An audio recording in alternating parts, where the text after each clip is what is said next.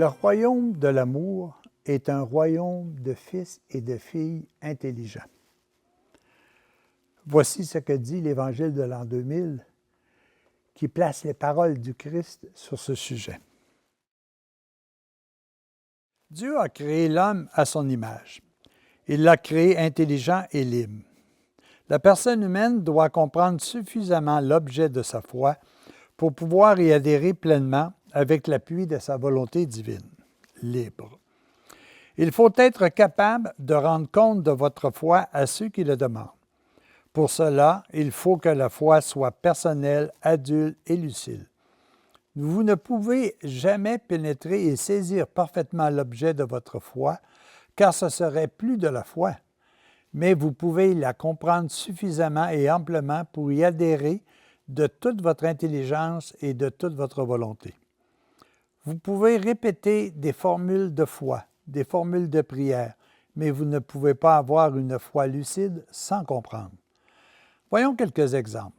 Une pomme vous révèle à distance qu'un pommier l'a produite. Un geste d'amour pour vos frères vous révèle la vraie religion, la vie divine qui est à l'origine du geste. La nécessité à l'école d'avoir un professeur pour enseigner vous démontre que pour avancer dans la science de la foi, il faudrait des maîtres expérimentés dans la vie de foi. Pour apprendre le métier de menuisier, il faut un maître menuisier qui enseigne l'art de faire. Pour apprendre à vivre en chrétien, il faut des maîtres qui vivent et qui ont l'expérience de la vie chrétienne. Vous avez besoin de soleil pour vous permettre, durant le jour, de faire vos travaux manuels. Vous avez également besoin du soleil divin, l'Esprit Saint, pour accomplir les œuvres spirituelles. La vie humaine commence par une toute petite cellule invisible à l'œil. Elle a en elle toute l'énergie nécessaire pour arriver à maturité. La vie divine commence en vous comme une toute petite semence invisible et elle doit également atteindre la maturité. Soyez parfaits comme le Père céleste est parfait. La vie humaine demande beaucoup de soins et d'efforts pour arriver à maturité. La vie divine nécessite, elle aussi, beaucoup de soins, d'efforts personnels et d'aide extérieure pour atteindre son plein développement. L'enjeu est une couronne éternelle. Si on fait tant d'efforts pour gagner un concours, une course, combien plus faut-il en faire pour gagner la vie éternelle? Tout ce qui se passe sur le plan supérieur se passe également sur le plan inférieur. C'est là que l'intelligence vous aide à comprendre les réalités de la vie spirituelle.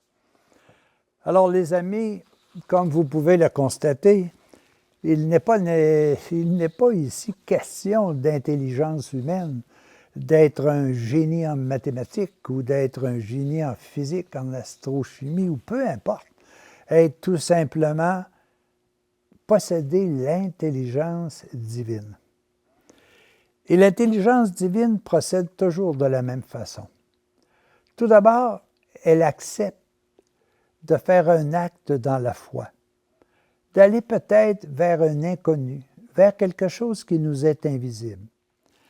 Par la suite, elle agit en essayant de mettre en pratique ce qu'elle a perçu, ce qu'elle a vu, pour pouvoir davantage comprendre. Lorsqu'elle met en pratique cette découverte, elle en vérifie l'efficacité. Elle voit si pour elle, véritablement, cela est bon, cela est juste, cela est confortable, cela lui permet d'être davantage heureux. Si elle constate ces faits, l'intelligence divine t'appelle à le répéter sans cesse, à faire en sorte de créer chez toi cette habitude, de développer chez toi cette aptitude à pouvoir davantage progresser. C'est toute une autre façon de voir l'intelligence. Et je me suis amusé, en quelque sorte, à essayer de décrire quelles sont les caractéristiques de l'intelligence divine. Et voici ce que j'ai trouvé, que je vais vous partager maintenant. La personne qui est intelligente au niveau divin a d'abord et avant tout la curiosité. Elle est curieuse de savoir. Elle est curieuse de comprendre ce qui lui échappe, ce qui est invisible à ses yeux. Elle veut davantage développer chez elle comment on peut être davantage heureux? Elle comprend aussi qu'il y a un effort d'adaptation, que nous sommes appelés bien souvent à aller plus loin que ce que nous pouvons devoir déjà atteint.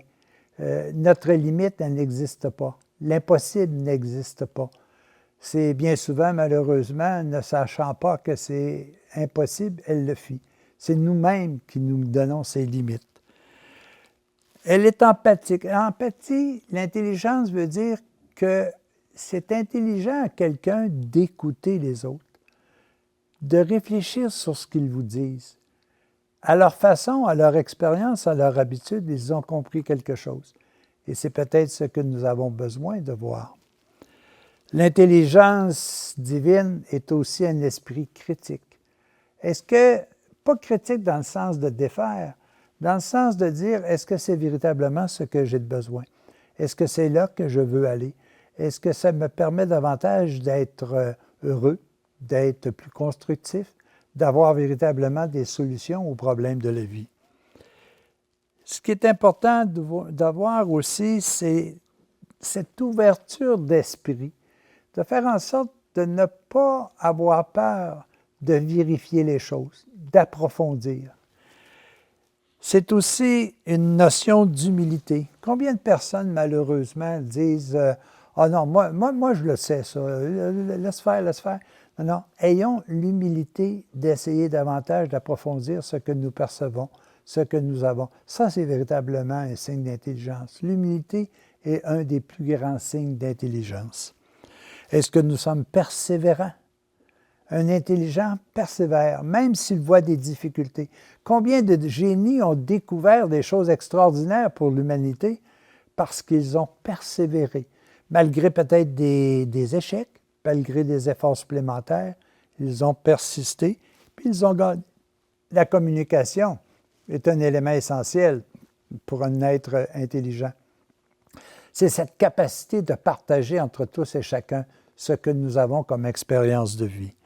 Une discipline, un être intelligent est très discipliné.